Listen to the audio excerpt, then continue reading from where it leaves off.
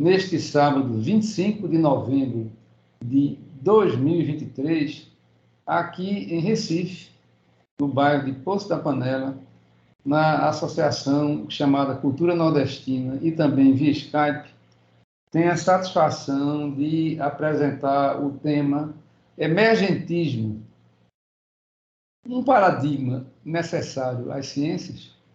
A apresentação ficará a cargo de Jaumir Freire Brelas de Castro, que é este que vos fala neste momento.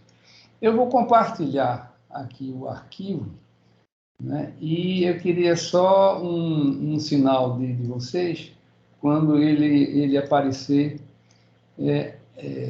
Aí, ok, obrigado. Okay. Vou colocar no modo apresentação. Está... Ok? Agora. Conseguem ver? Ok. Emergentismo, um paradigma necessário para as ciências? Isso é uma pergunta. Então, isso é dentro do Seminário dos Múltiplos Saberes. Aqui, Jaumir Freire Brelas de Castro, que sou eu. E, em seguida, temos a estrutura da apresentação, o resumo, né, que nós pretendemos trazer no dia de hoje. Então, teremos algumas perguntas iniciais e começaremos mostrando alguns exemplos de fenômenos emergentes. Em vez de fazer as definições, os entendimentos e trazer exemplos, preferimos trazer os exemplos nos vários campos e aí a gente começar a abordagem em si. E também vamos trazer, né, a questão do ôntico e do epistemológico. Falarmos sobre a abordagem holística e a abordagem reducionista. Então, quando falamos do ôntico e do epistemológico, é como abordamos a realidade. Porque o tema emergentismo tem a ver com como é que nós abordamos a realidade, né? Especialmente em ciências, né? Em filosofia e em ciências. E as definições de emergência, as suas propriedades, a origem em si, inclusive do termo. E, claro que emergência tem a ver com teoria da complexidade. E a teoria da complexidade, hoje, ela está emaranhada, a gente pode dizer, em várias abordagens, desde as abordagens ligadas à educação, à filosofia, teoria do caos, é uma misturada, né, inclusive com algumas imprecisões. E hoje é muito abordada, inclusive, na questão da teoria, das ciências da computação, né, da inteligência artificial. Então, tudo isso está ligado à teoria da complexidade, ou complexidade em si. Falaremos sobre os conceitos de emergência forte e emergência fraca, né? Então, e a questão, né, que a emergência, a continuidade da abordagem, ela vai falar, né, vai trazer-nos sobre o que entendemos sobre consciência. E em consciência, a questão da consciência, ela é tratada basicamente de duas formas em filosofia, o que é chamado de problema fácil e o problema difícil. E, por fim, né, faremos algumas reflexões para poder começar. Então, inicialmente, a gente pode tratar algumas questões e exemplos que seriam o seguinte. Quando falamos em fenômenos emergentes, estamos falando necessariamente em novidade, né, em algo que surge, algo que emerge. Então, a gente pode perguntar, de partida, até que ponto a novidade na natureza pode ser explicada. E, indo um pouco mais adiante, a criatividade humana pode ser explicada e a consciência humana pode ser explicada. Isso são questões antigas e elas são questões perenes, atuais, né, tanto em ciência quanto em filosofia. O nosso paradigma vigente, né, que diz respeito a um paradigma reducionista, né, que a física é o tijolo da realidade, né? As explicações reducionistas são satisfatórias e adequadas? Essa é uma questão básica que está no cerne de tudo. Que parece não são. Tem muitas dificuldades as questões reducionistas.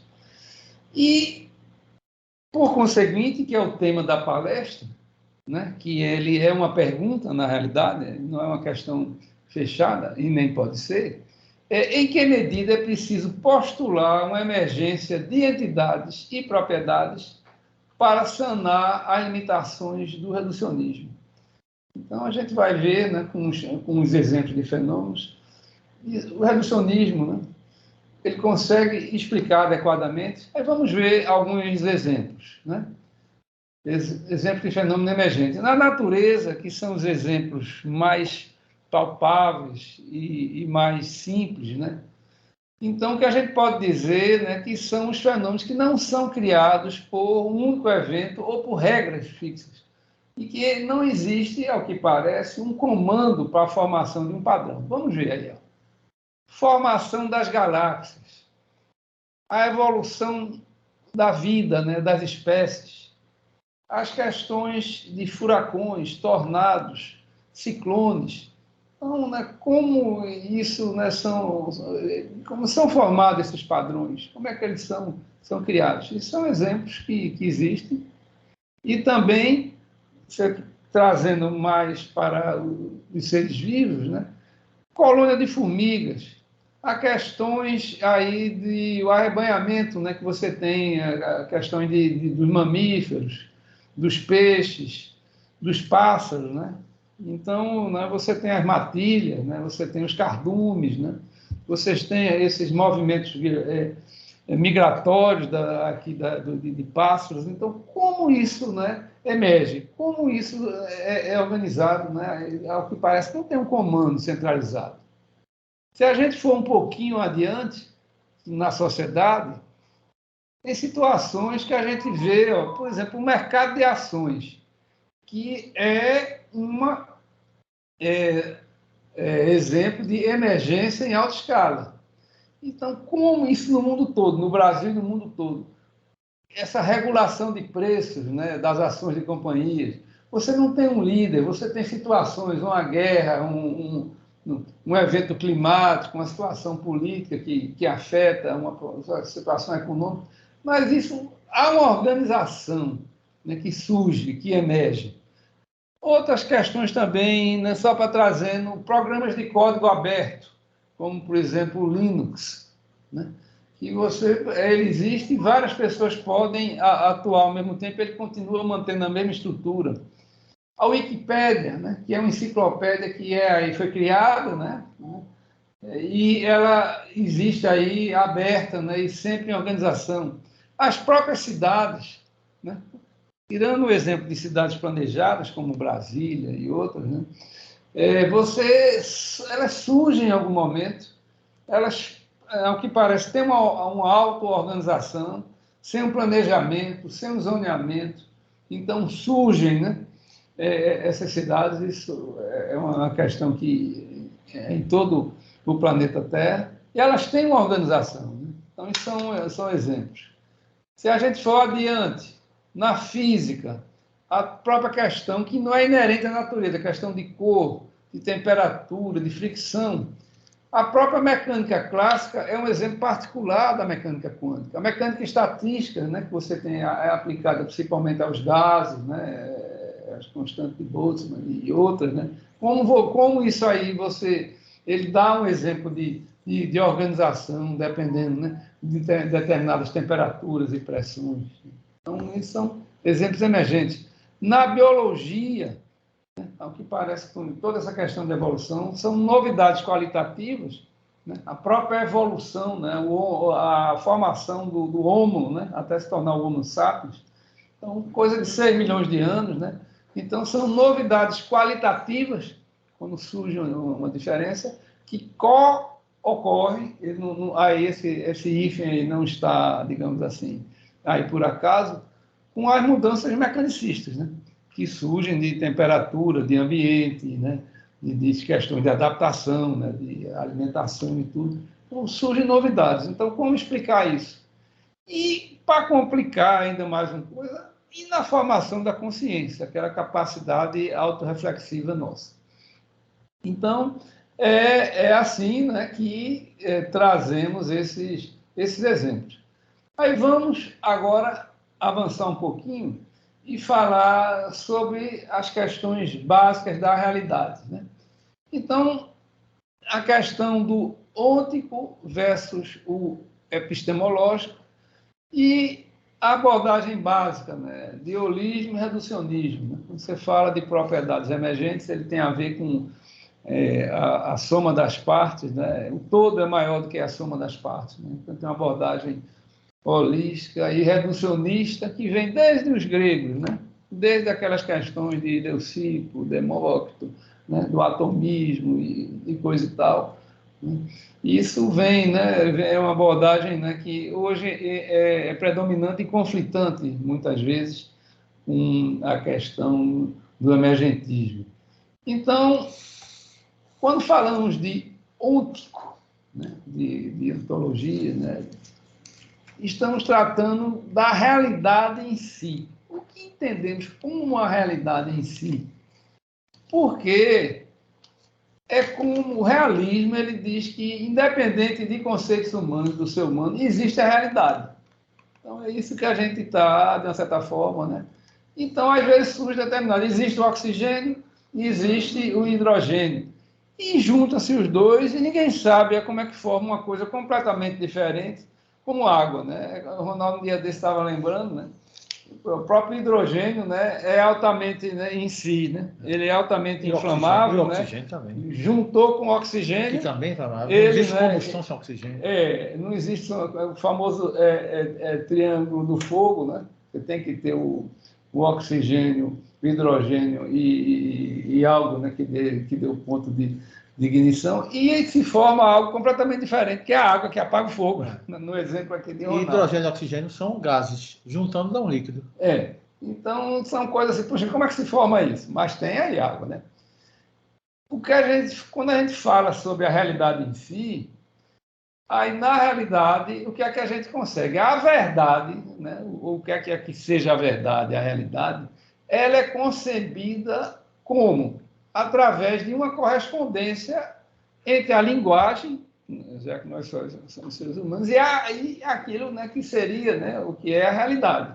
Mas a gente acha que ela é independente da gente.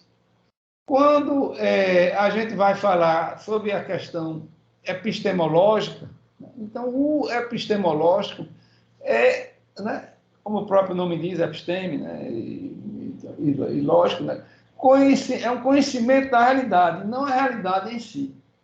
Então, o que é que a gente tem? A emergência, que é o tema, né, de hoje, ela se aplica a conceitos que não sabemos como explicá-los. Então, tem alguns conceitos envolvidos que a gente não sabe. Existe a questão do fenomenalismo, que é uma questão do na abordagem filosófica, é antirrealista. Ou seja, a gente só tem acesso aos fenômenos observados e não à realidade, não à coisa em si. Então, isso é clássico. Aí tudo isso, tudo que a gente tem, positivismo, pragmatismo, construtivismo, né, na abordagem, isso tudo, né, é em função dos fenômenos observáveis, e não, né, da realidade em si, do que a gente observa. Então, quando a gente fala, né, dessa abordagem, né, indo um pouquinho adiante, né, do holismo e o reducionismo, né, então, o holismo, né, o todo é maior que a soma das partes, né, isso vem de holo, né, isso vem desde os gregos, né. Então, a realidade existe e se apresenta em forma plural. O emergentismo é uma forma de pluralismo. Isso já era uma abordagem de Mário Bunge, né? Isso aqui é aqueles movimentos que surgiram, como eu inicialmente falei, nos anos 70. Né? O pluralismo, que dá sentido ao emergentismo, admite que existem diversos níveis de organização que são ontologicamente de igual valor. Em resumo, a matéria não é primária. Então, né, existe uma abordagem que é a matéria primária, que é a abordagem reducionista, e a holística, né, nas suas várias abordagens, no fundo, ela acha que a matéria não é primária. Postulados centrais do reducionismo. E é isso que norteia a nossa abordagem científica no dia de hoje. Aquilo que a gente acredita que está lá no tutano, né, da alma, em princípio, né, dos cientistas, né, daquele mainstream science, né, que está aí. A realidade física, seja o que for, é a fonte real, ou seja, é a fonte ontológica, né, da natureza, de tudo que existe. Então, existe uma realidade física. Qualquer coisa que queira manter o status de real deve ser suscetível de ser descrito ou construído a partir desses elementos. Ou seja, existe uma ontologia fundamental. Os cientistas, né, sejam neurocognitivos e de inteligência artificial, né, então, quando a gente fala hoje de inteligência artificial, que você pode até simular a consciência humana, entra nas teorias da decisão, tudo. Então, estados conscientes têm uma base neurofisiológica ou física. Tudo tem uma base física, ou seja, a física é o tijolo da realidade. Então, isso é um postulado central, né, do que a gente pode dizer do reducionismo. Emergência. Vamos tratar agora, avançar um pouquinho, né, para entender o que danado é isso de emergência, as suas propriedades, as suas origens. Emerge, como o próprio nome diz, é algo que surge de dentro para fora, né? Ele sai. É emergente se ele não é a propriedade de qualquer elemento fundamental. Então, ele não faz parte. O furacão, tá certo? Você tem a diferença de pressão, você tem a diferença de temperatura, você tem as massas de água do oceano, você tem várias condições que, né, mas o furacão que se forma, o ciclone que se forma, nenhum dele, né, é referente a qualquer elemento fundamental. A emergência, enfim, é uma novidade que se manifesta em um nível superior, né, àquele que produz, por meio de interações que parecem ser irredutíveis aos seus componentes constituintes. É como nesse exemplo simples, né? Então, aí do ciclone, ele não é redutível a seus elementos. A colmeia, né? No caso, o enxame, né?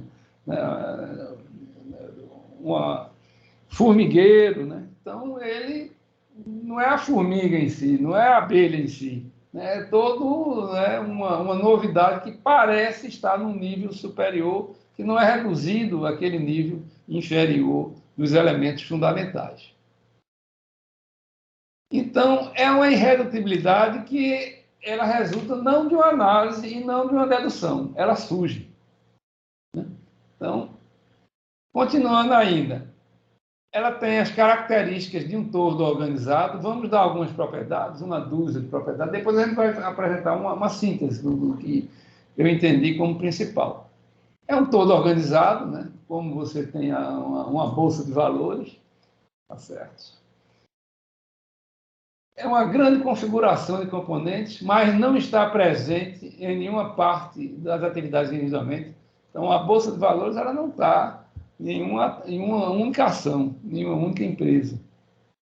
Não está no governo, não está só na sociedade. É um estado de coisas no qual as propriedades de um certo domínio não se reduzem completamente às propriedades do outro domínio. Ela tem uma certa autonomia, mas é também dependente, porque o ciclone ele tem uma autonomia, e ao mesmo tempo ele é dependente das suas condições ambientes críticas. Então, ele parece estar num domínio superior, mas produzido, né, por um outro domínio, que seria um domínio inferior. Se a gente for, a natureza, ao que parece, se caracteriza por construções em níveis sucessivos, né, de realidade. Ela tem uma complexidade crescente, ao que parece, né? E em muitos desses níveis aparecem estruturas e propriedades novas que surgiram, né, que são emergentes. e que não poderia ser antecipada pelos elementos presentes no nível inferior e suas interações. Então, ela surge uma novidade que parece autêntica. São padrões, né, como a gente falou, que não são criados por um que inventou regras, não tem nada que comande isso aí. As interações, né, de cada parte com o ambiente externo geram um processo complexo. Então, essa questão de ordem, ele está aí grifado em amarelo, porque é uma coisa central no emergentismo. E a ordem emergente não irá surgir se simplesmente as partes de que ela compõe coexistem. Há uma necessidade de uma organização e há uma centralização disso, né, que a parte dessas interações, né, ela é central, tá certo? Então, se a gente puder fazer um resumo, a gente trataria, primeiro, que é uma novidade, é uma inovação, quando surge uma propriedade emergente. Ela é irredutível. Então, uma bolsa de valores você não reduz, né? Um fenômeno de um ciclone não reduz, um fenômeno de um enxame você não reduz a um dos seus componentes. Né? E ele tem o lado que é interessante, está aí em amarelo, a imprevisibilidade. Em algum momento, você não sabe como é que isso eclode. Então, a gente tem Recife e Olinda aqui, tem lá 400 e tantos anos.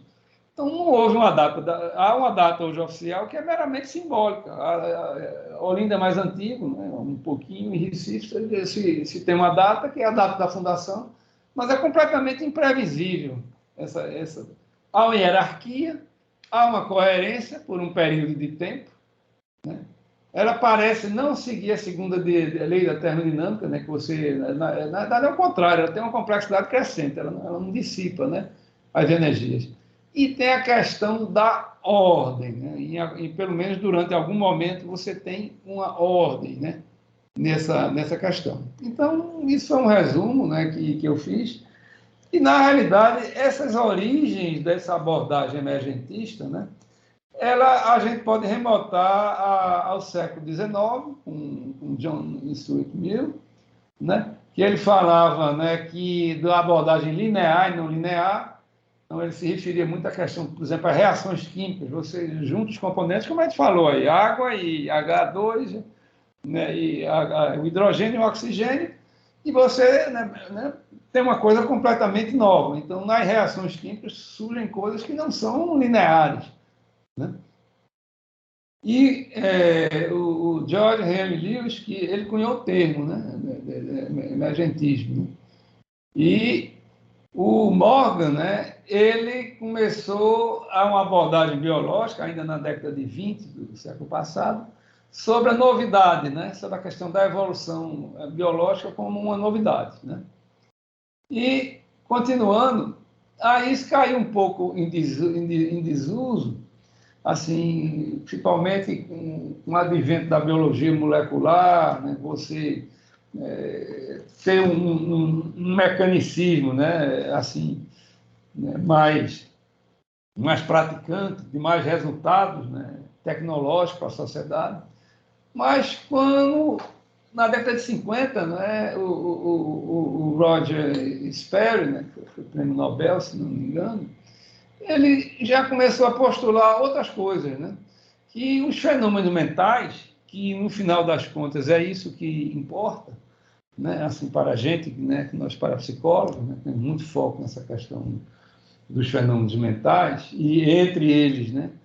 Os fenômenos parapsicológicos, não se encontram num nível neuronal, mas num nível holístico mais elevado. Ou seja, a fisiologia, né, do cérebro não seria suficiente para gerar consciência, segundo o Roger Sperry. Né? Também os movimentos na biologia, né, eles começaram, né, a ter uma abordagem, voltar a ter uma abordagem emergentista também na década de 70 do século passado, e também o Popper, né, o Karl Popper e o Mario Bunge, que eles passaram, né, a ter uma abordagem. O Popper, inclusive, era dualista. Né? Ele tem um livro, inclusive, com John Eccles, né, que ele trata exatamente sobre isso. Né? Então, eles têm uma abordagem do John Eccles, foi prêmio Nobel, né? Também. Então, Mário Bunge, né, famoso filósofo da ciência, né, ele tinha uma abordagem que, embora fisicalista, não era redutivista. Né? E, né, poderemos, então, assim, avançar mais um pouquinho e falar sobre a complexidade, né, a teoria da complexidade, que hoje é usada, né, assim, de uma forma, parece, de várias abordagens. Simplesmente, quando a gente fala de um sistema complexo, é um conjunto de unidades que interagem entre si e exigem propriedades coletivas, né, emergentes. Então, de uma interação surge algo, entre elementos surge algo novo. E esse sistema é uma visão, na realidade, interdisciplinar. Né? Quando a gente fala de complexidade, é uma visão interdisciplinar, sistemas complexos que eles se adaptam em determinadas situações. São comportamentos que emergem, muitas vezes, de muitos sistemas.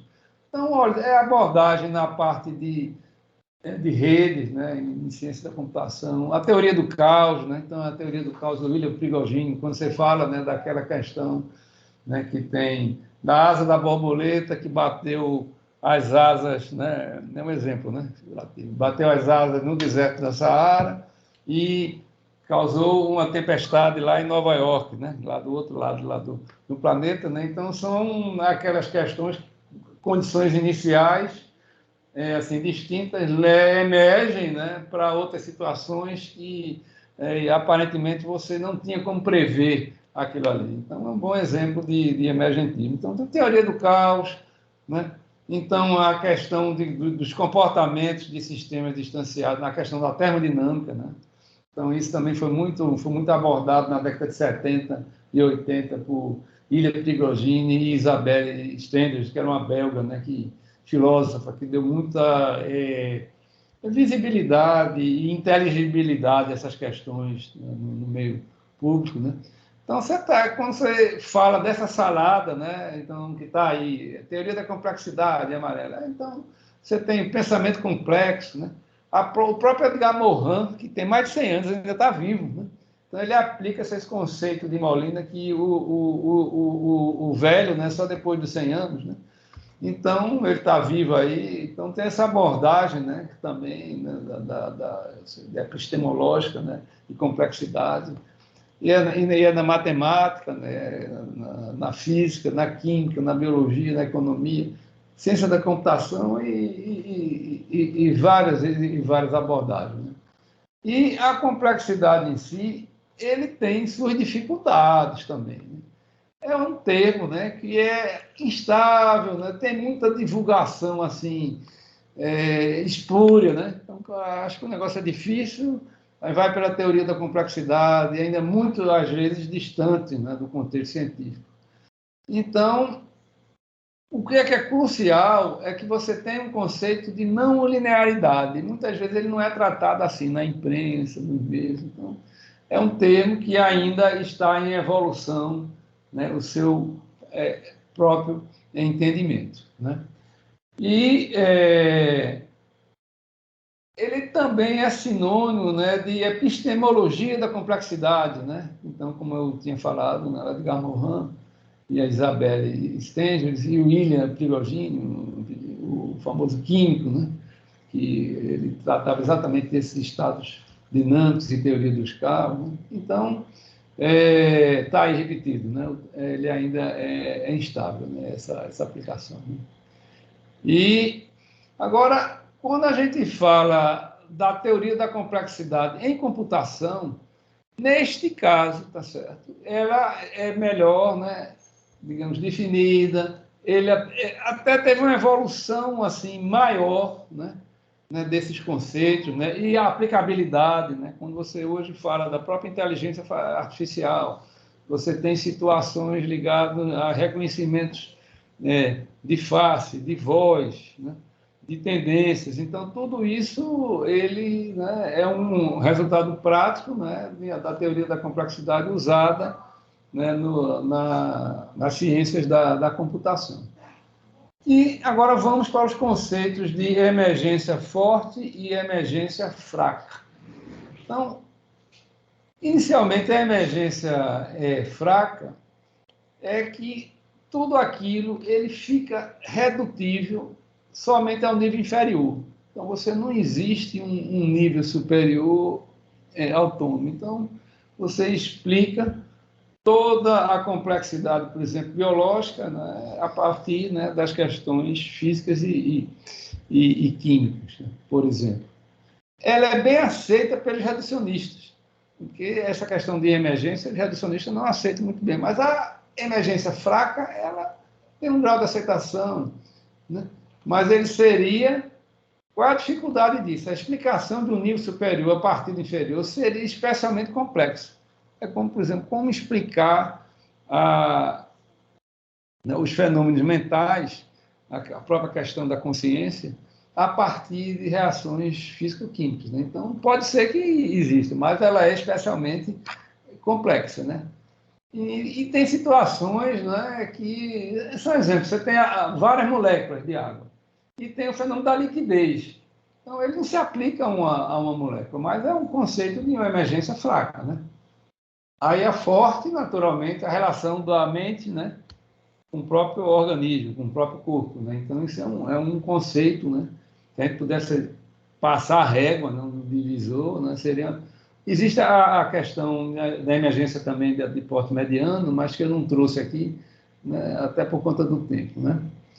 Então, quando você fala do desejo, da intuição, psi, né, são os fenômenos paranormais, né?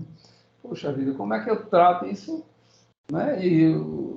Como é que eu explico isso em termos de uma emergência fraca? Então, eu teria que partir, é uma pergunta, né, para uma emergência forte. Ela existe? Então, é emergência fraca, né? Foi aquela questão, né, que eu dei do exemplo, né, da H2O. Muitas propriedades emergentes, era por isso que ela fica mais fácil assim de entender, porque ela é mais perto do paradigma físico. Muitas propriedades emergentes, né, elas são propriedades físicas. Então, você tem o fluxo sanguíneo, as mudanças elétricas, você tem de potencial elétrico, por exemplo, né? E também de potenciais químicos, eletroquímicos no cérebro. Então, são mais fáceis de entender. Agora, já a emergência forte, então, a gente tem a dificuldade da objetividade, né? Como medir fisicamente essas propriedades, né, para os processos mentais, né? A gente não encontra muita justificativa, né, como a consciência, por exemplo, os processos mentais, como foi dado aí no exemplo, desejo, como é que surgiu de uma entidade física? A gente tem muita dificuldade, né, nisso. E evoluindo um pouquinho dentro da abordagem do que seria o aspecto de consciência, né, ela pode ser assim, se a gente passar a régua, e isso é uma abordagem filosófica, né, também, que a gente pode dividir no problema fácil e o problema difícil, né, que vem do easy problem e o hard problem, né? Ele é isso que se pode ser resumida todas as abordagens de estudos sobre a consciência. Então, quais são as origens, né, do fenômeno da consciência? Primeiro, existe, né, se você for dentro de um paradigma reducionista, é a teoria da identidade mente-cérebro. Então, a mente, a consciência, qualquer nome que dê, ela é um epifenômeno do cérebro. Então, existem várias situações que parecem corroborar. Então, você tiver um dano em determinada estrutura do cérebro, né? Se tiver um AVC, né, e atacar determinada centro da linguagem, centro disso, daquilo outro, então parece ter uma identidade.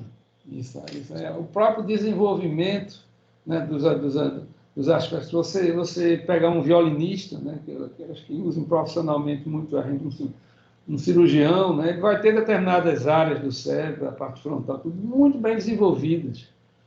Então, as questões da motricidade também, os grandes gênios da motricidade em cada área. Você pegar um grande atleta, Você pegar um Maradona, você pegar um Pelé, você pegar um Messi, né, hoje, né? Então, a motricidade dele vai estar, né, correlacionada, né, certamente em algumas áreas do cérebro. Então, existe essa teoria. A gente pode reduzir em três abordagens, né? Então, essa da identidade, tá certo? É uma delas, né? Tem a questão do funcionalismo, né?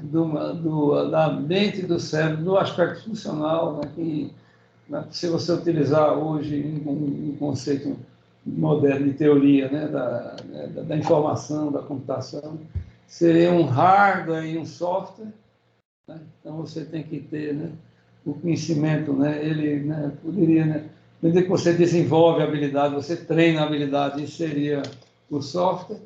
E o hardware seria a própria estrutura, né, cerebral em si, né? Se você, durante a infância, né, a primeira infância, também passa muita fome, você, né, pode afetar de uma forma irreversível o cérebro, né? Você não ter o desenvolvimento, né, aí, físico, nutricional, tudo. Então, seu hardware estaria comprometido. Então, você pode botar o software que seja, né? Se você fizer uma analogia com um computador de uma geração ultrapassada, né? Ou mesmo um telefone da gente mais antigo, né? Ele já não consegue rodar mais os aplicativos, né? Que são o software, né? Pelas limitações de hardware, né? De velocidade, de processamento, de capacidade, né? De armazenamento e tal, né? Então, isso são, né, em si, teorias do funcionalismo, né, que você pode tentar entender a consciência através dessa abordagem, né? E muita aplicabilidade. E também, que aí eu não poderia deixar de trazer, né, porque é o objetivo, né, da nossa apresentação de hoje, a questão do mente e cérebro como relação emergente. Então, estados conscientes são estados ou propriedades num nível maior e ordem dos estados cerebrais e suas propriedades. É como o Roger Sperry dizia, né, já na década de 50, em 52. Ele dizia, olha, meu amigo, a mente ela é um estágio, né, holístico superior, né? Ela emerge, né, dessas propriedades físicas, desses estados cerebrais, está num nível ontologicamente acima. Ela, né, existe os níveis ontológicos inferiores e o outro que está acima, ela dá uma ordem, coordena essas propriedades, né? Então, ela é isso, né, que é uma abordagem, né, muito interessante, né? Muito interessante, e cada abordagem tem seus problemas. É o que vamos também tratar aqui, né? Então, essa teoria emergentista tem um cientista, né, que é o David Chalmers, né, que ele trata, né, exatamente do que ele chama de abordagem fácil. O que seria a abordagem fácil? É a abordagem funcional. Aquela abordagem funcional. Que, ó, é a questão de você, na consciência, ela discriminar, categorizar, reagir aos estímulos do ambiente. Você abre o olho assim joga uma luz, né, de uma lanterna, a pupila se contrai, né? A integração, na realidade, da informação, né, pelo sistema cognitivo, né? A reportabilidade dos estados mentais, o controle voluntário da conduta, a habilidade de distinguir sonho e vigília. Tá certo? Então, esses são os aspectos funcionais, que aí são o que o Chalmers, né, fala do problema fácil, né? Mas, porém, contudo, todavia, explicações funcionais podem ser necessárias, mas não são suficientes. Isso é uma questão, né? Aí, outra questão. Pode-se explicar como a informação é discriminada, integrada e relatada, mas não como ela é experienciada. Esse é o problema difícil, problema hard. Então, a questão da experiência. Então, a gente for, né? Então, abordamos o problema fácil, né? São explicações funcionais que são necessárias, a explicação da consciência, mas a pergunta que se faz, como, né, a consciência é experienciada? Aí é o problema difícil, né? Conhecido, né, em filosofia como o problema difícil, é o problema da experiência.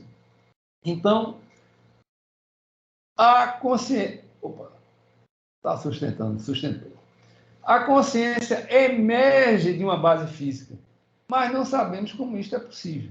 Isso é uma questão. Poxa, como é que, né, essa coisa toda se processa? Né? Essa capacidade autorreflexiva e tal. A experiência consciente supervém a sua base física. Nenhum fato do mundo, mesmo a nível microfísico, implica necessariamente na produção de estados conscientes. Essa é uma questão, não é, que ela está trazida aí. A gente sabe que até a estimulação, né? Isso foi descoberto agora, que na estimulação determinada dos cérebros, ela evocavam consciência, né? Então, mas isso é uma coisa complicada de entender, né? Então, por isso que é chamada do problema difícil. Então, a experiência, né, pode emergir de uma estrutura física, mas não é consequência desta. Isso é uma questão aí levantada. É consequência desta? Então, ela pode até emergir disso, né? E a gente precisa das nossas estruturas cerebrais, né? Então, quando a gente fala do emergentismo forte, a gente está associando isso com o princípio da causação descendente. Porque tem a causação ascendente, que é aquela de baixo para cima, e né, tem a top-down, que é essa descendente, e a bottom-up, né, que é de baixo para cima, né, dos termos internacionais em inglês.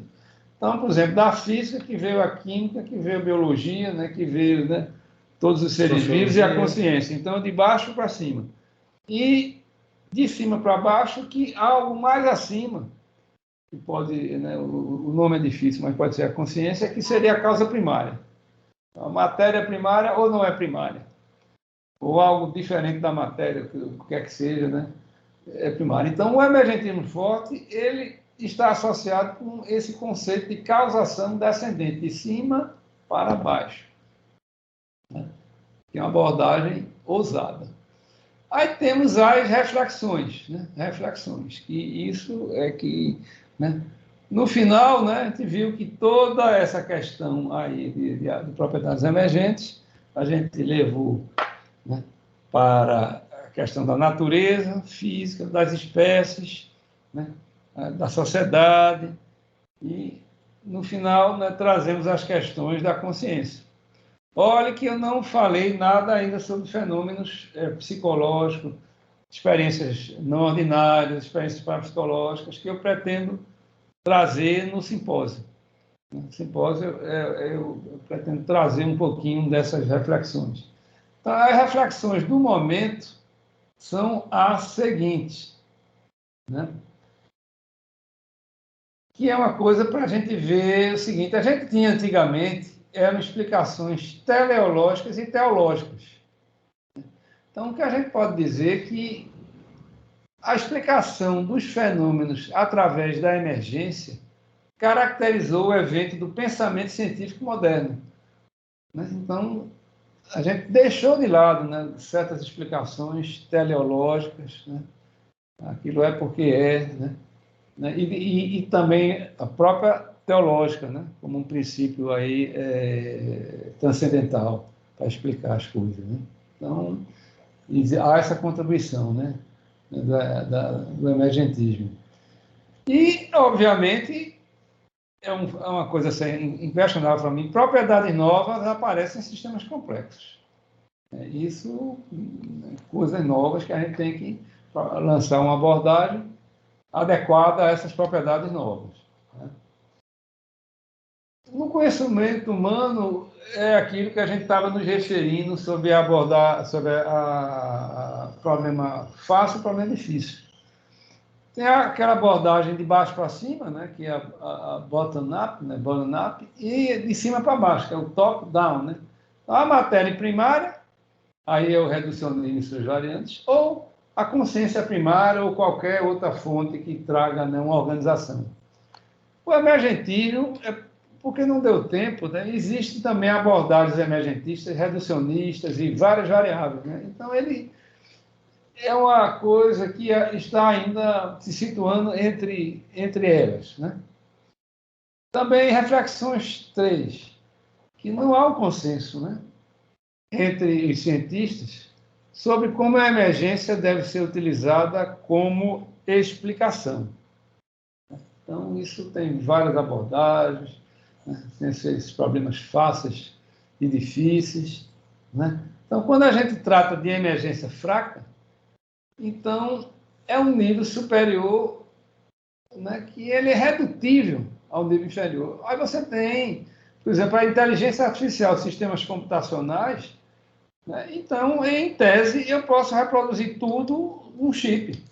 E um chip é feito de matéria. É o melhor exemplo da física do estado, a aplicabilidade da física do estado sólido. Então, física quântica aplicada em larga escala na sociedade.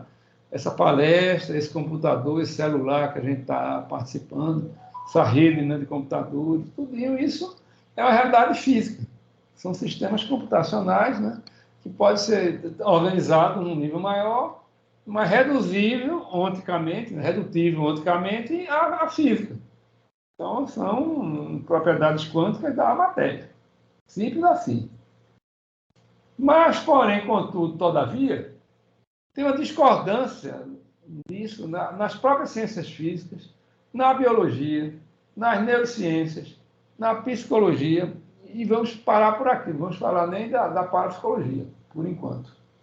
A psicologia vai ser para o próximo sábado. Tá certo? Então, são essas reflexões. No próximo sábado, no simpósio. No próximo sábado, no simpósio, naturalmente. Tá certo? Então, é isso, pessoal. Obrigado pela atenção. Eu vou voltar aqui a compartilhar. Aliás, vou descompartilhar. Peraí, deixa eu ver aqui se eu consigo. Aqui, peraí.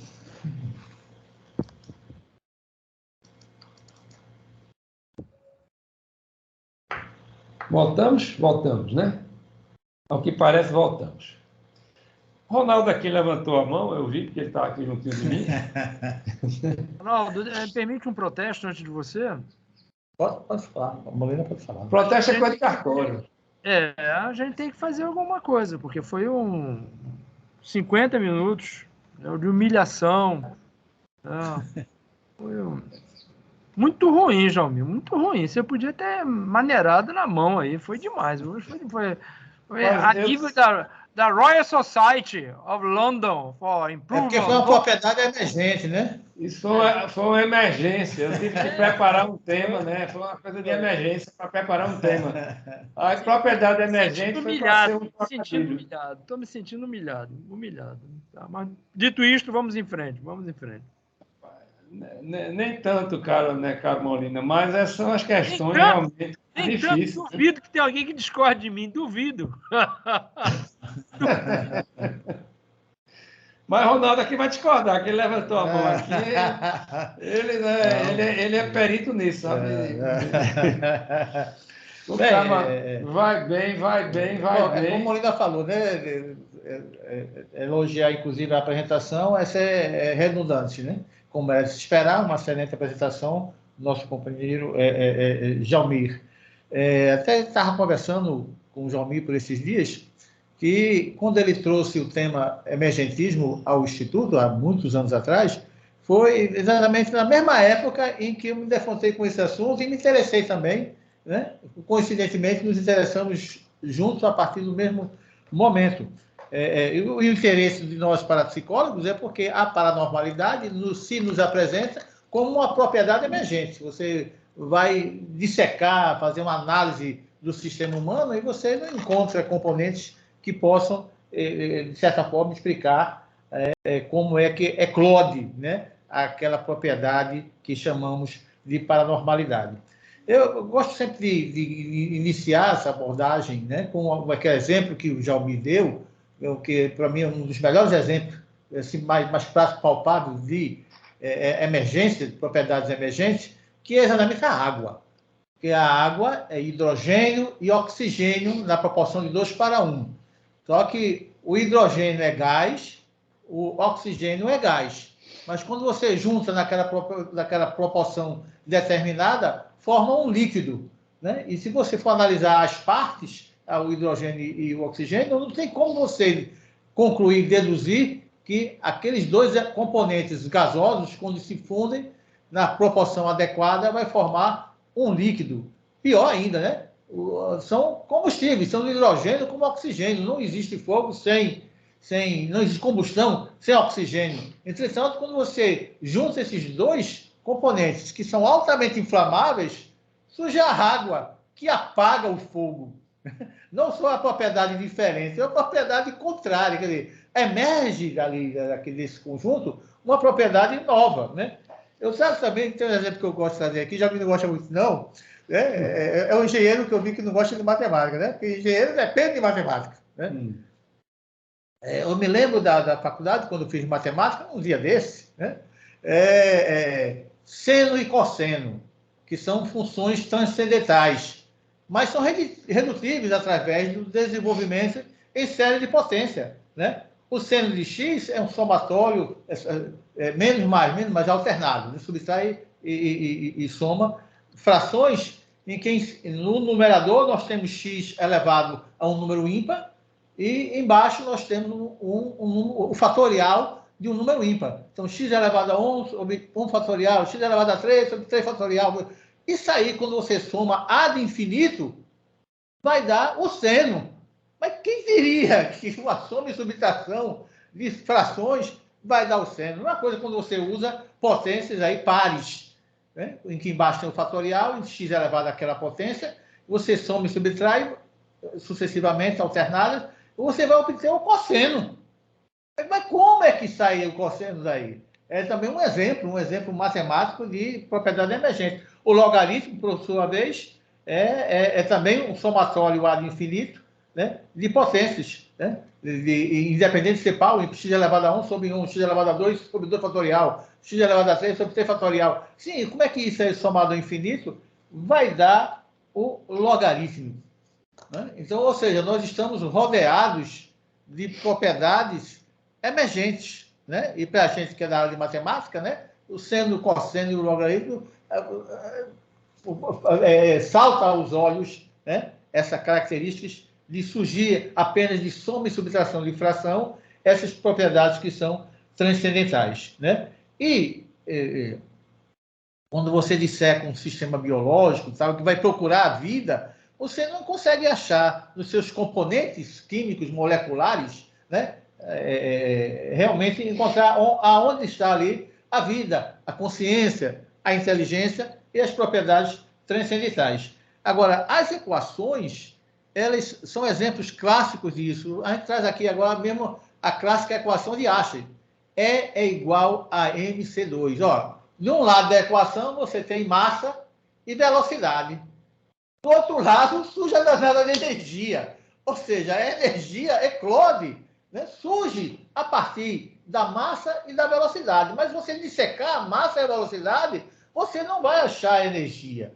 Né? Mesma coisa, a força, se ir para a relatividade, a física clássica de Newton, a lei, né, da gravitação, F é igual a G que multiplica, né, M1, M2 sobre D ao quadrado. Ora, isso quer dizer o quê? Que você manipulando distância e massa, você obtém força, né, que não está claro aí dentro como é que isso surge. Ou seja, as equações, né, que seja da física, da química, da biologia, são expressões de propriedades emergentes. E muita gente não se toca nisso, não percebe nisso. Que surge de um lado da equação componentes que não estão do outro lado da equação. E, reforçando como nós fizemos aqui, o nosso interesse pelas propriedades emergentes veio da visão de que quando você disseca o organismo humano, você não consegue ver nos seus componentes as funções psi, né? Os fenômenos paranormais. Então, elas surgem, né, como resultado num nível mais superior, e isso vai ser aprofundado e desenvolvido por Jaume no próximo sábado, no simpósio de parapsicologia.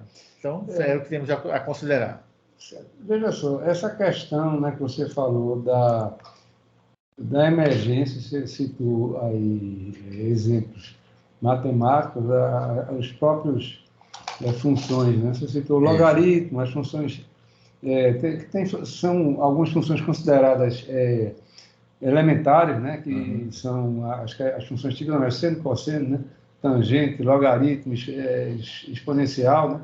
E como elas, ao que parece, se auto-organizam em algum nível, né? Você deu o exemplo exatamente de uma série, uma convergência, que, somado ali, né, a convergência, ela vai, determinada equação, ela vai acabar já dando um valor, né, do seno, né? Então, esse tipo de coisa, da novidade, essa é aqui a questão que a gente pode, digamos assim, resumir a minha apresentação de hoje, né? Então, quando situações, né, novidades que surgem em vários campos, né? O campo físico, né, da natureza é mais palpável, né? Mas quando você vai ele indo para o campo social, né, o campo mental, né, ele se torna mais abstrato. Como essa novidade, né, essa novidade que aparece, né, essa novidade que se organiza, essa novidade que tem hierarquia, né, porque ela funciona dentro de nível hierárquico. Como você entender esse tipo de coisa? Né? Então, né, existem essas teorias das complexidades, das várias abordagens. A que tem tido maior sucesso e está se desenvolvendo muito rapidamente é a questão da inteligência artificial, né? Então, a inteligência artificial hoje ela está predominando em todas as nossas relações com a sociedade, né? Então, a gente, inclusive, há preocupações, inclusive, de questões sociais, democráticas, né? Quando esse meio, né, de você ter, né, a inteligência artificial, que é uma propriedade emergente, né? Você passa a ter determinados controles de empresas, né? Você pegar empresas como tem no Twitter, né? Como você tem os próprios aplicativos aí, WhatsApp, Telegram, né? As formas que são utilizadas, né, e manipuladas isso aí, isso são aplicações, né, de fenômenos emergentes que têm todas essas implicações sociais, né? Então, como é que a gente estuda essa novidade nos seus vários níveis, né? Então, a teoria da complexidade, ela trata isso até no campo da pedagogia, né, e tudo, mas, em suma, eu diria, é o estudo da novidade, né? Como uma novidade num nível mais, assim, que está aparentemente, ontologicamente, né, acima, né, dos demais. O exemplo aí da água, né, é um exemplo muito simples e muito bom. Puxa, estou numa situação, eu gero uma propriedade que não está contida, né, nas demais. Aí, se eu avanço isso para, né, um nível de espécies animais, né? Como é que surgem, né? Você pegar uma colônia de formigas, né? Então, você tem toda uma hierarquia social, tem todo um funcionamento de autopreservação, tudo. Você não pode isolar os componentes, ela é um todo hierarquicamente mais forte. Em algum momento, né, aquela colônia surgiu. Então, em algum momento, aquele enxame, né, partindo para outro inseto, ele não está naquele em si. Aí, quando você passa para coisas mais próximas de nós, as coisas humanas, né, a gente procura entender, puxa, como os nossos processos intuitivos, como é que surge uma intuição, os insights, né? Então, que elementos, né? Então, aquilo ali é uma pergunta em aberto, né? Aquilo ali, ele é todo, né, de base reducionista, né? de base reducionista, aquilo ali eu consigo explicar, em algum momento eu vou conseguir explicar, ou existe algo acima disso, né? Ou existe uma superveniência, algum fenômeno mental num nível maior. Isso é uma grande questão hoje em dia. As experiências não ordinárias, né, trazidas aqui pelo nosso colega parapsicólogo Herbert, né? Que aí você inclui os transes místicos, né? As experiências de hipnose, de auto-hipnose, né? Toda a hipnose, né, acaba sendo auto-hipnose, segundo o nosso hipnólogo aqui de plantão. Então, como você melhor entender, é uma novidade, né? Quando você surge uma hipnose em alguém, ela pode ter seus aspectos terapêuticos muito, muito, muito válidos. Eu sou testemunho, né, de alguns deles, né? Então, como essa novidade ela pode ser melhor entendida? Porque a gente está, né, a gente que gosta de ciência, estuda ciência, a gente procura usar modelos para o entendimento da dita realidade na nossa área né, de preferência de entendimento. Toda essa formação, né, a gente tem formações distintas aqui, né? Então eu gosto de fazer um trocadilho, né? Não são infames, né, feito os dos nossos colegas aqui, né, trocadilho assim que, né? Mas assim, toda formação, né, é uma deformação, né? Porque ele dá um viés, né, que você vai, né, deformando a sua percepção, né? Vai trazendo para um determinado campo, né, de conhecimento, em detrimento de outros que você não consegue, né, porque você não tem aquela formação, né? Então, essas questões, como estudar, né, a emergência, eu diria... Então, eu sou menos deformado. Ronaldo tem muitas deformações. Menos deformado. É o mais deformado Menos. Então, aí a questão, como estudar a novidade? Em resumo, eu perguntaria, né, assim, a todos nós, como estudar a novidade, né, que surge em determinados momentos, de uma forma, ou pelo menos durante algum período, né, tem uma duração, tem uma ordem, né, tem uma hierarquia, tem uma imprevisibilidade. Puxa, a intuição você não consegue, pô, como é que eu vou prever aquele insight, aquela situação, tá certo? Aquela transe misto. Isso já pode até induzir em várias questões, mas você não garante, né? Você vai, a experiência paranormal, né? Quando surge, né? Você não garante, sei lá, Chico Xavier, tal dia da semana, atendia lá dezenas de pessoas. Você não tinha como garantir, né? Poxa, aquilo ali vai acontecer certinho. Você não tinha como, né, acontecer. Então, como melhor estudar essas coisas? Então, me surgiu a ideia, né, há algum tempo, né, nossa, né, aqui, né, foi uma telepatia, né, puxa, né, a gente tem tantas questões aí do ponto de vista psíquico, né, e não será que um estudo mais organizado, né, como essas coisas surgem, né, como elas emergem, né, ela pode nos ajudar a ter um entendimento melhor, né? Então, essa é a questão aqui trazida aqui em aberto, né, para que esses conceitos de emergência eles levem a ter, e está tendo assim muita aplicabilidade, né, como disse nas teorias da computação, notadamente, né, nesses sistemas aí de informação, hoje traduzidos como inteligência artificial, está tendo muito surgindo coisa, né, assim, em graus, né, tal, que a gente se surpreende e tem tudo vantagem e desvantagem, né, na vida, né? Esse lado, assim, social, né, ele me preocupa muito. É como surgiu, acho que o ano passado, né? Olha, você tem hoje na carteira digital de trânsito, sua carteira de motorista é digital, né?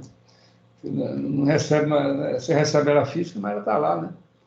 E aí surgiu em determinado momento um programa do governo, se você for bonzinho, não tiver pontos, né, de multa, disso tudo, e você vai ter desconto, né? Você tem lá, se você for bonzinho lá, você tem desconto programa disso, de hotel, disso, aquilo. Rapaz, que legal, né? Puxa, eu tenho ponto, vou entrar nisso. Mas se por acaso, se eu tiver ponto, né? E aqui, você dirigindo numa cidade como Recife, né? É muito complicado você não ter algum ponto que qualquer momento está cheio, né? Isso é um fenômeno emergente brasileiro. Você não encontra em país nenhum no mundo a quantidade que tem de radar de sinal, tudo para multar você, né? Aí você passa a ter alguns pontos aí indevidos. Ah, meu amigo, aí surgiu um programa do governo, você tem ponto, você não pode entrar. Epa, peraí, surgiu um financiamento, surgiu alguma coisa aí. Epa, peraí, vou ver seus pontos. Então, quer dizer, é um uso, né, emergente, né, uma situação que não era prevista para o bem e pode, né, ser entendido como algo para o mal. Né?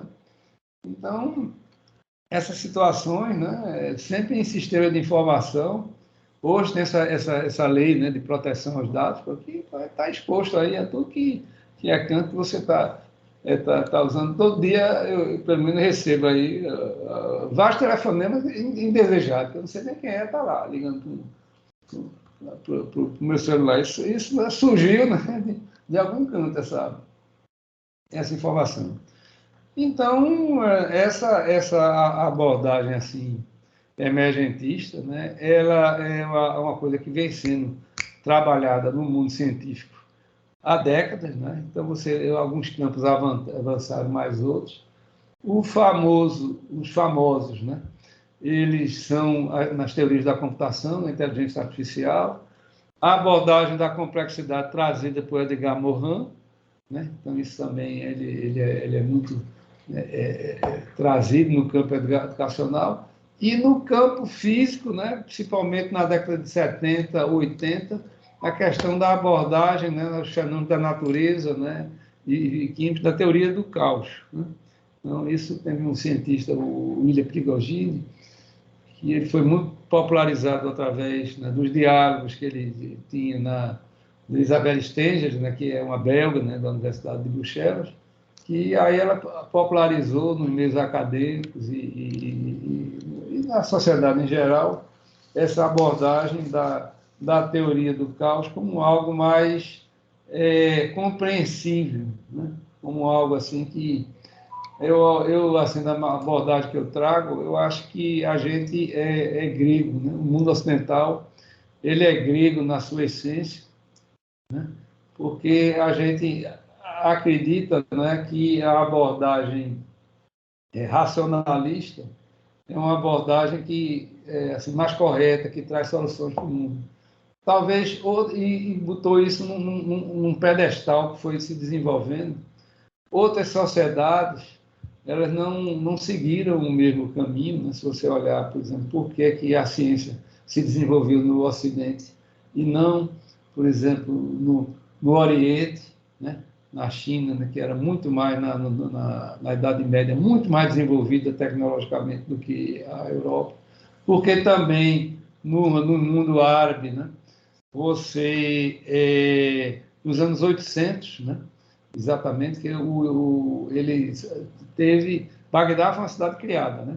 E, então, foi criada a Casa da Sabedoria, por volta dos anos 800, que pegou todo o compilado que se podia trazer de conhecimento grego, né? Que já estava perdido, né? E os conhecimentos da medicina, da matemática, da astronomia. E aquilo ali acabou entrando pela Europa, né? De novo, né? Pelo mundo hispânico, né? Os islâmicos, né? Invadiram, né? A Península Ibérica, né? 700 e alguma coisa, né? Passaram lá 600 anos, até 1492, o ano do descobrimento da América, né? Em Granada, né? Aí, tem umas datazinhas que a gente guarda assim só para dar uma noção do tempo das coisas. E isso aí teve a sorte, digamos assim, de encontrar uma rede de mosteiros, né? Que toda essa parte, né? Você vê que Roma, né, caiu, foi 470 e tantos anos, né? 6, né? Antes dos anos 500. E a Europa ficou muito fragmentada e depois, lá pelos anos 800 por aí, que esses conhecimentos, né, gregos, principalmente, eles foram disseminados, né, e tinha toda uma rede de mosteiros, né, foi isso que nos salvou, entre aspas, se é que a gente pode entender, esse conhecimento que a gente tanto valoriza, né, que é a racionalidade, né, e a abordagem limitada, né, a abordagem racional, ela tem muitas limitações, né, e a gente acha que é o top-down, né, é o top, né, a gente acha que...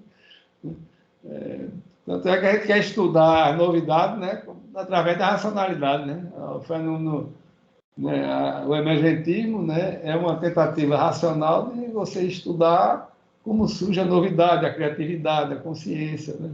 Os fenômenos sociais, né? Tem uma abordagem de entender essas coisas que são complicadas, né? Em si, são complexas, né? Daí o nome aí, o nome até que foi certo aí, teoria da complexidade, né? É um nome muito assim, adequado, né?